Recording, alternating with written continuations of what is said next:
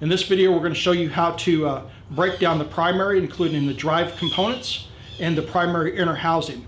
This would be a task that would be necessary if you were replacing your drive belt or the inner shift link. All right, one of the things we got to do, and might as well get started right now, is we got to drain the primary, since we're taking the primary off.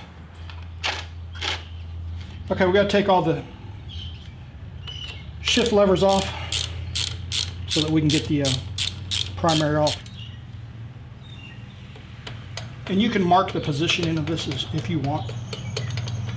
So like I said, you can mark this if you want. If you take like a black marker, just mark the shift shaft and then mark up here onto the shifter. Another way you can do it is you can make a mark where it crimps down in the back on the shift rod. Okay, we're going to take the floorboard off next. That allows us to remove the primary. We got a bolt down here and we got one right there. This one here is threaded into the frame. The front one though has a nut on the back that you're going to have to hold on to get it off.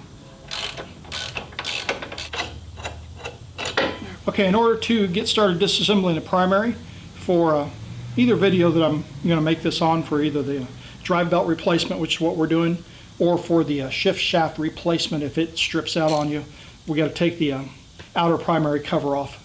There's 13 bolts all around here. The front 4 are longer than the rear ones, and basically just start pulling them off.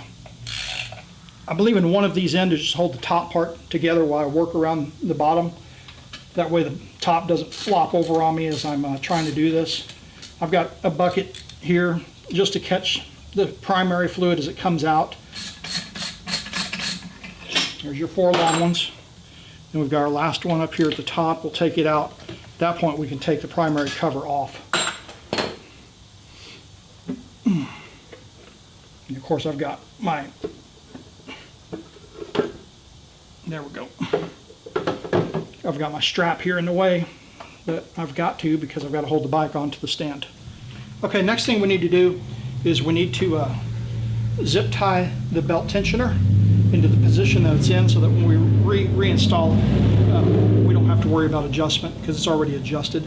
So we're going to use a zip tie for that, and what we're going to do is we're going to slide it in here, around and through, and then we're going to tighten it, and that will keep that in place for when we remove it. Here it is.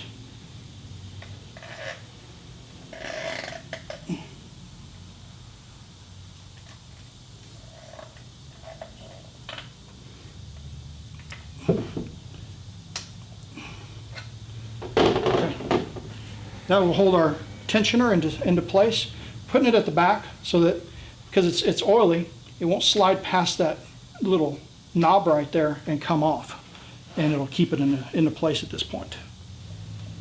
Okay.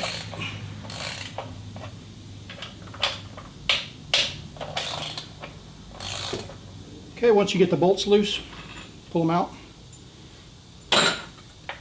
and then you can take the chain tensioner out. And this is what's nice, is now it's in place and you won't have to readjust it this way. Now we're going to take this retaining ring off here. So you're going to need some snap ring pliers for this. There we go. There we go. Okay, then we're going to remove the release plate.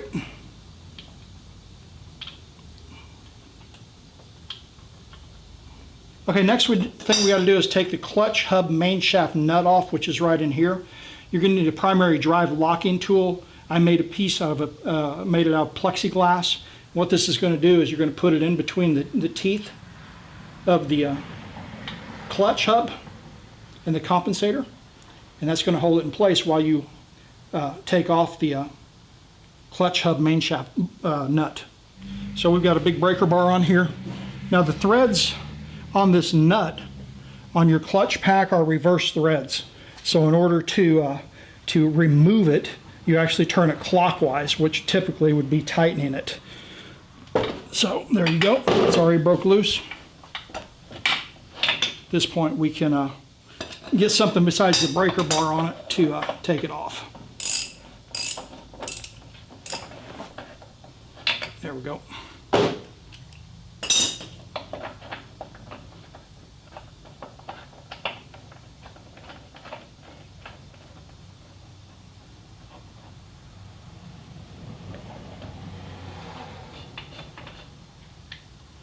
Okay, the next thing we're going to do is take the compensator sprocket off.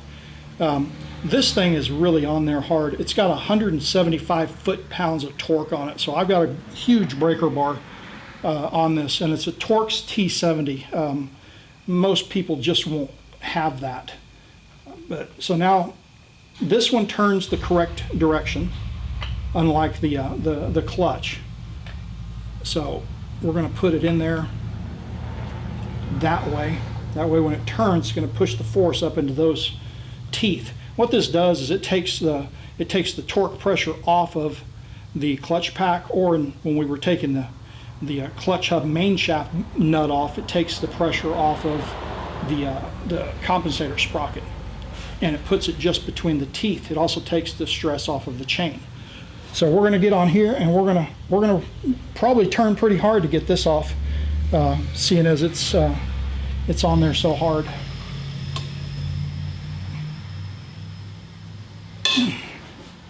Okay, and now this has regular threads, so you just do counterclockwise to release it.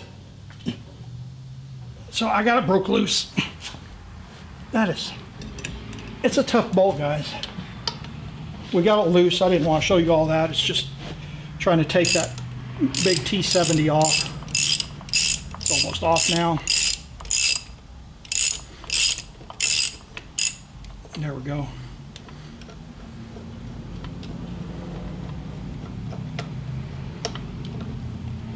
Now this, you're actually supposed to replace it every time. Okay, so we've got the bolt out.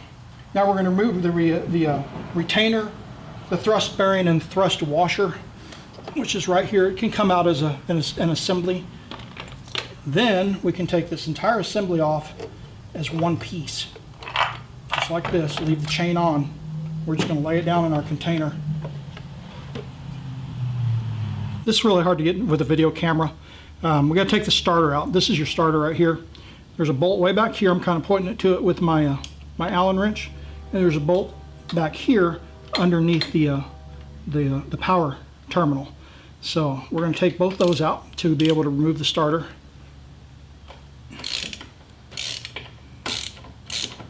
You got to have a pretty long socket to get in there as well.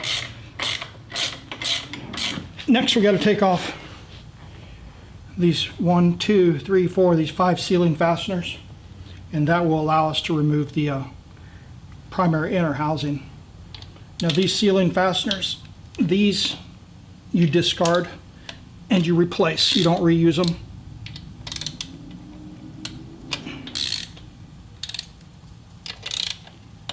I'm just breaking them loose right now.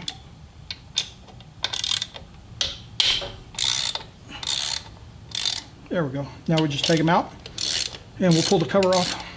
Now we got to take it apart. You're going to want to push your starter out. It's pretty tight. The other thing you're going to want to do is you're going to want to push your shift rod out, and then you're just going to pull that cover off all at one time. There we go. And that is going to give you access now to your drive belt to be able to replace it.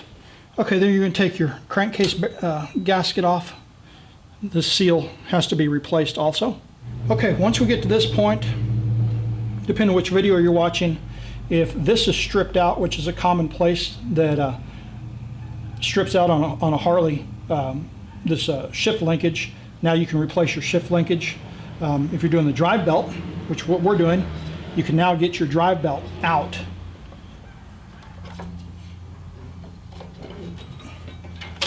To replace it with a new one. And as you can see, I've got a tear in my drive belt right there.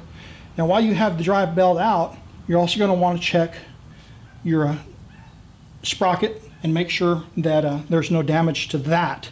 Because if there's damage there, like a rock got in it and caused damage, then you may have to replace your sprocket as well. That covers how to remove the primary from your bike in order to get to the drive belt or to the shift shaft. The next video in the series, which will be part 3, is going to show you how to reassemble the primary.